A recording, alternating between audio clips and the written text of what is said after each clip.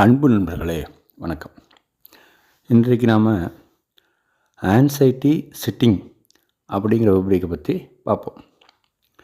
இங்கே ஆன்சைட்டினா என்னென்னு தெரியும் நமக்கு. அதாவது ஒரு கவலை, ஒரு பதட்டம் அப்படின்னு சொல்லலாம். சிட்டிங் அப்படின்னா அமர்ந்திருத்தல், உட்கார்ந்திருத்தல் அப்படின்னு அர்த்தம்.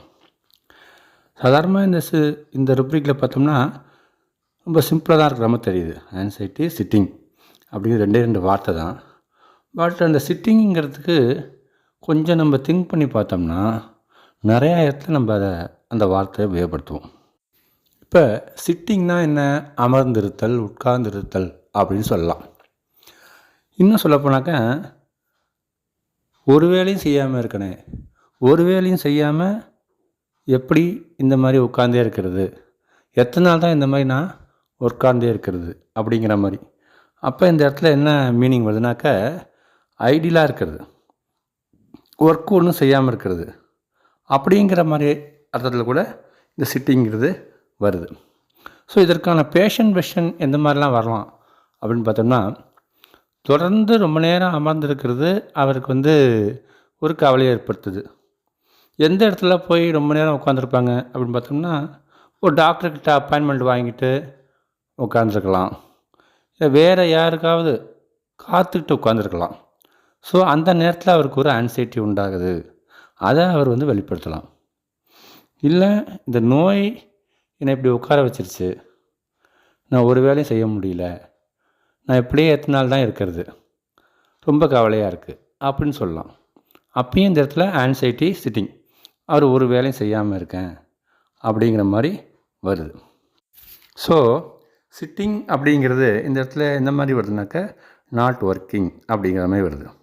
ஸோ எந்த விதமான ப்ரொடக்ஷன், ஒரு உற்பத்தி எதுவுமே என்னால் செய்யலை, எதுவுமே ஒரு கன்ஸ்ட்ரக்டிவாக செய்ய முடியல, சும்மாவே இருக்கேன் அப்படின்ற மாதிரி சொன்னால் கூட அந்த இடத்துல சிட்டிங் அப்படிங்கிற மாதிரி வரும். இந்த நோயால் நான் எந்த ஒர்க்கும் செய்யலை, என்னுடைய ஒர்க்கை கண்டினியூ பண்ண முடியல அப்படிங்கும்போதும் இந்த இடத்துல ஆன்சைட்டி சிட்டிங் அப்படின்னு நம்ம எடுத்துக்கலாம். ஸோ இந்த சிட்டிங்கிறது டைரெக்டாக பார்த்தோம்னா உட்கார்ந்திருத்தல், அமர்ந்திருத்தல், ரொம்ப நேரம் அமர்ந்திருக்கிறதோ ஐட்லாக இருக்கிறதோ அவருக்கு ரொம்ப கவலை ஏற்படுத்தும் அப்படின்னு ஜென்ரலாக எடுத்துக்கலாம். இன்னும் டீப்பாக பார்த்தோம்னா இந்த சிட்டிங் அப்படிங்கிறது ஒரு வேலையும் செய்யாமல் இருக்கிறது, ஒன்றுமே முடியாமல் இருக்கிறது, அதெல்லாம் கூட இந்த சிட்டிங்கிறதுல வருது. இன்னும் கூட திங்க் பண்ணி பார்த்தோம்னாக்கா, இந்த சிட்டிங்கிற வார்த்தை எங்கெல்லாம் வருது அப்படின்னு பார்த்தோம்னா, டாக்டர்கிட்ட போயிட்டு வருது கூட சிட்டிங்கிற வார்த்தையால் நாம் குறிப்பிட்றோம். இது வரைக்கும் டாக்டர்கிட்ட 5 சிட்டிங் போய்ட்டு வந்துட்டேன், ஒன்றுமே இம்ப்ரூவ்மெண்ட் இல்லை அப்படிங்கலாம். ஸோ அந்த இடத்துல சிட்டிங்கிறது ஒரு அப்பாயின்மெண்ட்டு, திருப்பி டாக்டர்கிட்ட போகிறது அப்படிங்கிற மாதிரி கூட வருது. ஸோ இந்த இடத்துல அந்த டாக்டர்கிட்ட போகிறது, இது வரைக்கும் 5 சிட்டிங் போய்ட்டு வந்துட்டேன், இனிமேல் எங்கே போகிறது எனக்கு ரொம்ப கவலையாக இருக்குது அப்படிங்கலாம். ஸோ அந்த இடத்துல சிட்டிங் அப்படிங்கிறது அவருக்கு ஒரு ஆன்சைட்டி, ஒரு கவலை ஏற்படுத்துது அப்படின்னு நம்ம பொருள் எடுத்துக்கலாம். ஸோ சாதாரணமாக ஒரு ரூப்ரிக்கை பார்க்கும்போது அது ரொம்ப சிம்பிளாக இருக்கலாம். ஆனால் அதில் உள்ள வார்த்தைகளை ஒரு நல்ல டிக்ஷனரி வச்சு பார்க்கும்போது நமக்கு வெவ்வேறு விதமான பொருள்களை தருகிறது. அதன் மூலம் அதற்கு உண்டான பேஷண்ட்டுடைய வெர்ஷனும் விதவிதமாக மாறுபடுகிறது. இதே மாதிரி கோர்ட்டில் கூட இந்த சிட்டிங்கிற வார்த்தை உபயோகப்படுத்துவாங்க.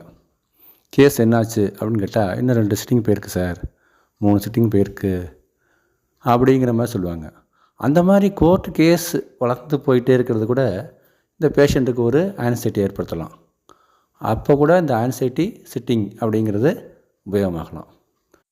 மாதிரி இந்த சிட்டிங்கிற வார்த்தை பல இடங்களில் வெவ்வேறு விதமாக பயன்படுகிறது. அதோடு நம்ம ஆன்சைட்டியை கம்பைன் பண்ணி பேஷண்ட் வெர்ஷன் விதவிதமாக வரதை நம்ம பார்க்கலாம். நன்றி, வணக்கம், மீண்டும் சந்திப்போம்.